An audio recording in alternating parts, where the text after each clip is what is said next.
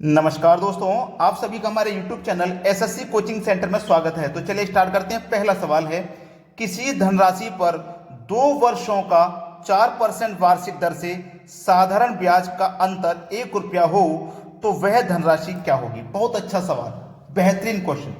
इसमें क्या पूछा है? अंतर पूछ रहा है। तो अंतर वाला सवाल है और कितने समय के लिए? 2 वर्ष के लिए। तो याद रखना, 2 वर्ष के लिए अंतर वाले सवाल का क्या ट्रिक रहता है? डिफरेंस बराबर प्रिंसिपल इंटू आर का स्क्वायर बटे में 100 का स्क्वायर। ये ट्रिक अगर आपको नोट है, आप जानते हैं, तो बड़ी आसानी से अंतर वाले सवाल को कर लोगे। ठीक है। डी फॉर डिफरेंस, डिफरेंस है 1 रुपए का, अंतर कितना है? 1 रुपए का, तो 1 लिखेंगे भाई, बराबर प्रिंसिपल कितना है? प्रिंसिपल नहीं पता, प्रिंसिपल तो बताना है, इंटू रेट, रेट है 4% का, रेट का स्क्वायर करेंगे तो 16 हो जाएगा, बटे में कितना? 100 का स्क्वायर, 100 का स्क्वायर करोगे तो 10,000 हो जाएगा। अब 10,000 का गुना 1 से करो तो 10,000 ही रहेगा, बराबर प्रिंसिपल इंटू 16। यही तो सवाल है। अब 16 से इसमें भाग दे दीजिए। ठीक है, चलिए 16 से इसमें भाग दूंगा। 16 पंजे 80, 16 छिक्के 96। देखो 100 में से 96 कट गया, इस 100 में से 96 कट गया, 4 बचा, 4 में 0 लगा लेंगे तो 40 हो जाएगा। 16 दुने का 32, 40 में से 32 कट गया, 8 बचा, 8 में 0 लगा देंगे, 80 हो जाएगा। 16 पंजे 80, तो आपका प्रिंसिपल कितना आ गया? 625 रुपए आ गया। ये आपके सवाल का सही जवाब हो जाएगा, बी ऑप्शन। क्लियर हो गया सभी को प्रश्न? अब देखते हैं अगला सवाल।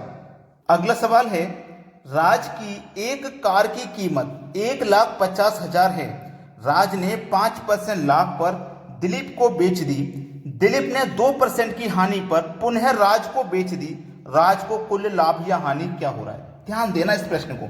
गाड़ी की कीमत है 1,50,000, उसने 5% के लाभ पे बेची है, तो हम इसका क्या करेंगे? 5% निकाल लेंगे, यानी कि 105। 100% है मान, पूरा 105 निकाल लेंगे, परसेंट का मतलब बट्टे में 100, 2 जीरो से कट गए 2 जीरो।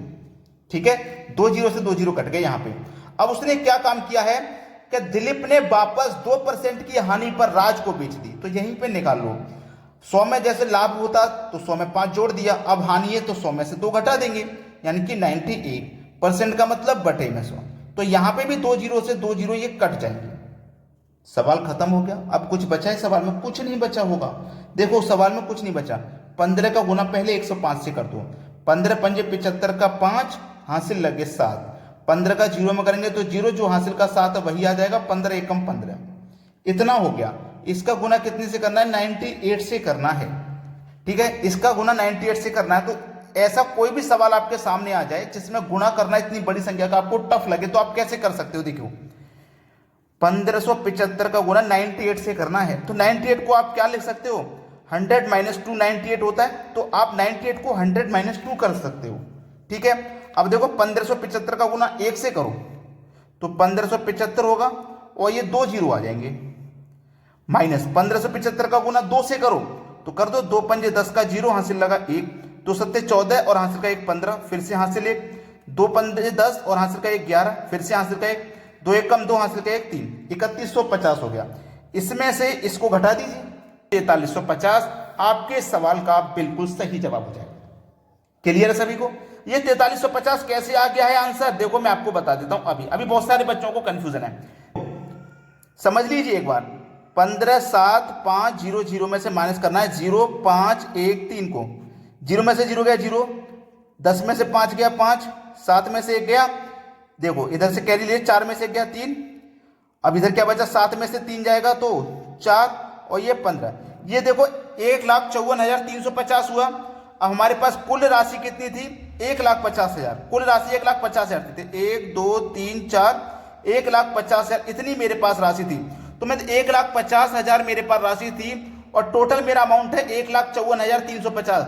1,54,350 में से 1,50,000 को माइनस कर दूंगा तो 4,385 तो बचेगा, 4,385 तो बचेगा, यही तो बचेगा। तो मैं इसी को तो अपना आंसर बता रहा हूं। समझ में आ गया है सभी को? अब देखते हैं अगला प्रश्न। अगला प्रश्न है, ए किसी काम को 25% भाग 10 दिन में, जो ए है ना वो 25% भाग 10 दिन में कर रहा है, तो 100% कितने में करेगा? 100%। देखो 25% 10 दिन में, तो 100% कितने में? 40 दिन में करेगा। कन्फर्म। जो बी है आपका वो 40% भाग 40 दिन में कर रहा है, तो 100% भाग 100 दिन में करेगा। ठीक है। अब सी जो है, याद रखना, सी जो है वो 1/3 भाग 13 दिन में कर रहा है। सी जो है 1/3 भाग 13 दिन में कर रहा है, तो 3 का 13 से 39 दिन हो जाएगा। भाई 3 का 13 का मतलब 39, तो हमारा जो सी है वो कितने दिन में कर रहा है, वो 39 दिन में कर रहा है। तीनों का दिन निकल के आ गया, कोई परेशानी नहीं। आपसे पूछा क्या है वो बता दीजिए। आपसे पूछा है ए सी 1/3 भाग 13 दिन में पूरा करता है, तो बताइए इसमें से सबसे जल्दी कौन काम को पूरा करेगा। देखो ए करेगा 40 दिन में, बी करेगा 100 दिन में और सी करेगा 39 दिन में। तो सबसे सस्ता यानी कि सबसे जल्दी कौन करेगा, सी करेगा। सी करेगा 39 दिन में। ये आपके सवाल का हो जाएगा बिल्कुल सही जवाब। अब देखेंगे अगला प्रश्न। अगला प्रश्न है फैक्टोरियल 19 में शून्यों की संख्या ज्ञात कीजिए। फैक्टोरियल 19 का मतलब है कि आपको 19 से गुना करते हुए 1 तक आना है, इस तरीके से। ठीक है, इस तरीके से गुना करते हुए 1 तक आना है। तो देखो ये 19 गुने 18, 19, 17 गुने 16 गुने 15 ऐसे ही तो है। तो ये एक तरह से आप देखेंगे उल्टा है, 19 से हम 1 तक जा रहे हैं। तो मैं इसको ऐसे भी लिख सकता हूं 1 गुने 2 गुने 3 गुने 4, ऐसे ही मैं गुने 15 गुने 16 गुने 17 गुने 18 गुने 19 लिख सकता हूं कि नहीं लिख सकता, बिल्कुल लिख सकता हूं। आप 19 से 1 तक जा रहे हो, हम 1 से 19 तक जा रहे हैं, एक ही बात है कि नहीं। अब इसको करने का तरीका बहुत आसान है। जब भी इस तरीके का सवाल हो तो आप क्या करेंगे, कहां तक जा रहे हैं, 19 तक जा रहे हैं, तो 19 लिखेंगे। फैक्टोरियल वाला सवाल है, हमेशा 5 से आपको गुना डिवाइड करना है, 5 से। तो शून्यों की संख्या आसानी से पता लगेगी। और कब तक डिवाइड करना है, याद रखना, जब तक 5 से डिवाइड हो सकता है। 5 तिया 15, 5 तिया 15 डिवाइड हो गया ना, आंसर आ गया 3। यह आपके सवाल का बिल्कुल सही जवाब है। ठीक है, अब देखते हैं अगला सवाल। अगला प्रश्न है x² - 5x + 6 = 0 है, तो x का मान होंगे, x के मान 2 और 3 होंगे, या 3 और 4 होंगे, 4 और 5 होंगे, या 1 और 2 होंगे। तो हम ऑप्शन से ऐसे करेंगे, पहला ही ऑप्शन ले लेते हैं, मान लेते हैं कि 2 और 3 होंगे, ये मान लेते हैं। तो x का मान 2 होगा, 2 की पावर 2 का मान 4 -5, x का मान 2 लिया है मैंने, तो 5 का गुना 2 से करूंगा तो 10, फिर +6 = 0। अब देखना, प्लस का 4 प्लस का 6 कितना हो जाएगा भाई, प्लस का 4 प्लस का 6 प्लस का 10 और ये माइनस का 10, तो = 0 हो गया भाई। माइनस प्लस के 10 कट जाएंगे। चलिए, पहले मैंने 2 माना था, अब 3 मान लेता हूं x का मान 3 है, तो 3 का स्क्वायर करोगे 9 माइनस x का मान 3, 5 तिया 15 प्लस का 6 = 0। तो प्लस का 9 प्लस का 6 जोड़ोगे तो 15 और ये माइनस का 15 = 0। देखो प्लस का 15 माइनस का 15 कट जाएगा तो 0 हो जाएगा। तो इसका मतलब मेरा पहला ऑप्शन सही जवाब है।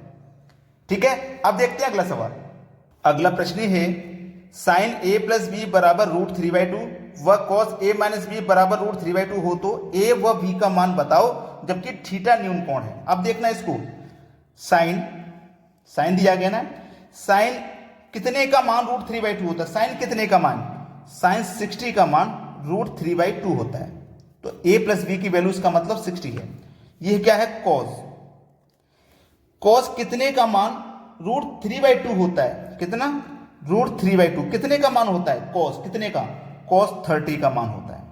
तो इसका मतलब a - b का मान 30 है। अब आसानी से कर लो, देखो a + b का मान कितना, 60, a + b का मान कितना है, 60 है, और a - b का मान कितना है, 30 है। अब आसानी से कर लो, a और a 2a, प्लस का b माइनस का b कट गया, 30 और 60 90, 2 से 90 कट गया 45 बार में, a का मान आ गया 45। सवाल खत्म हो गया, कुछ नहीं बचा। अब a का मान देखो कितना है, 45 है। अब a और b मिला के 60 है, a का मान 45 तो b का मान कितना होगा, 15 होगा, तभी तो दोनों को जोड़ के 60 होगा। तो a और b का मान पता है, a का 45, b का मान 15, दोनों को जोड़ोगे 60 हो जाएगा। दोनों का मान आ गया 45 और 15। ये बिल्कुल सही जवाब है। अगर आपने लाइक नहीं किया वीडियो को अभी तक तो लाइक जरूर कर दें। ठीक है दोस्तों, धन्यवाद।